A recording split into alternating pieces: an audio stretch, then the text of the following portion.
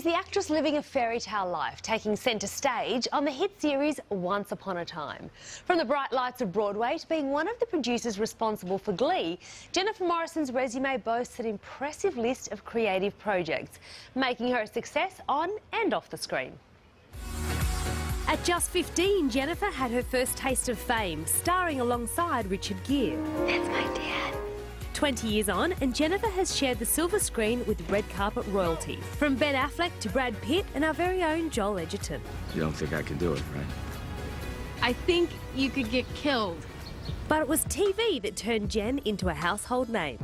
After rapping on the award-winning medical series House, Jennifer joined the cast of How I Met Your Mother, before landing a role on Seven's smash show, Once Upon a Time.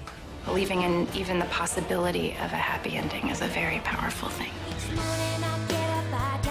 Her work behind the camera has been gaining attention too, as this leading lady was responsible for getting Glee off the ground.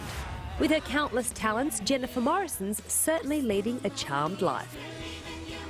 And Jennifer Morrison joins us now live in our Melbourne studio. Good afternoon to you. Thanks for joining us. Good afternoon. So nice to see you. Lovely to have you with us. Now, during school, you landed the cover of the Sports Illustrated Kids with Michael Jordan. You were 15 when you did your first feature film. What is that like to grow up in the spotlight?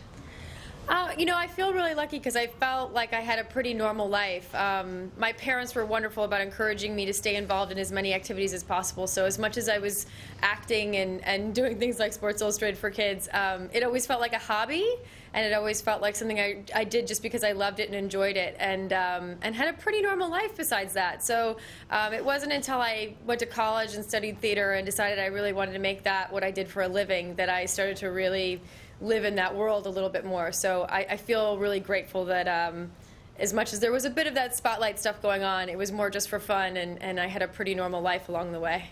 Hey Jennifer, you've worked with some of our homegrown talents, such as Joel Edgerton in Warrior. Such a fantastic film. I loved it. How do the Aussie guys stack up against other actors? Well, I've had three fake Australian husbands now, so, I feel like I'm doing well with the Aussie husbands. In 1 year, I had Chris Hemsworth played my husband in Star Trek, and then Joel Edgerton played my husband in Warrior, and then they had me marry Jesse Spencer on House. So I was surrounded by Australian hotties, basically. Listen, you guys grow them well out here. I don't know what to tell you. You guys got very, very handsome, very talented men growing in Australia. We're going to have to get you a real one, then you can stick around a little bit longer. Yeah, exactly. You guys need to give me an excuse to stick around, right? Done deal. Now, last month you done the unthinkable. You styled your own hair for the Monte Carlo Television Awards, and it looked phenomenal, by the way. Thank you. Is that no-fuss attitude a real good reflection of your actual character? I guess. I mean, I had a really good time in Monte Carlo, and some of those hairstyles were truly because it was so hot outside. I was trying to keep my hair up. After that first day with it down, I was sweating like crazy. So I started trying to find creative ways to keep my hair off my neck.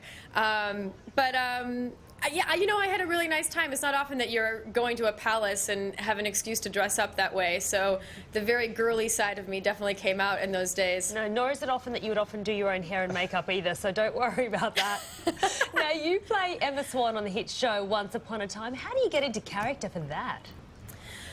You know, it was interesting with Emma. I spent a lot of time reading memoirs written by people who were raised in the foster system. I felt like the part of her that I really wanted to connect with was the most grounded part of her, and that was the damaged side of her and the side of her that wasn't having anything to do with fairy tales. So I read a lot of memoirs written by people in the foster system. I did a lot of research about that, and I felt like I tried to build a sense of history and memories that were really specific, so that when Emma's walls are up and when she is being tough with people, that there's real specific reasons for that.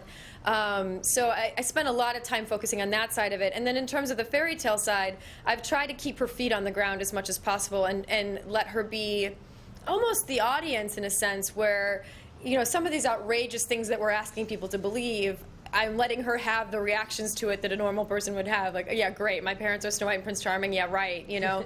So I've tried to kind of keep that as real and as grounded as possible as well.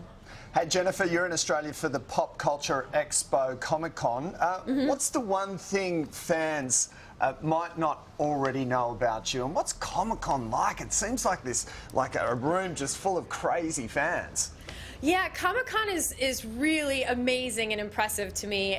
I've only been so far until now. I've been to the Comic-Con in San Diego, and what I love about it is it's really a way to connect with the really true, passionate fans and get to see them face to face, and it reminds us what we're doing and why we're doing it, and that people are really enjoying it, which is really fun for us. You know, we spend 16 hours a day running around forests and sound stages and doing all these crazy things, and Comic-Con sort of is a moment where you get to see people's reactions and see that they're really enjoying it, and that means a lot to us, so that's really fun. I'm excited to see what Comic-Con in Australia is like compared to Comic-Con in San Diego, so tomorrow will be my first introduction to that. But I kind of am intrigued. I've sort of played with the idea of maybe finding a costume to mask myself so I can actually like walk around and experience it from the floor. Yeah, Good idea. I want to have like the authentic experience, you know? Enjoy that. Good luck, and thank you for joining us. Thank you so much. And if you want to meet Jennifer, you can head to this weekend's Comic-Con in Melbourne. For more details, just head over to our Facebook page. Coming up next, the new reality show locking up couples in love prison.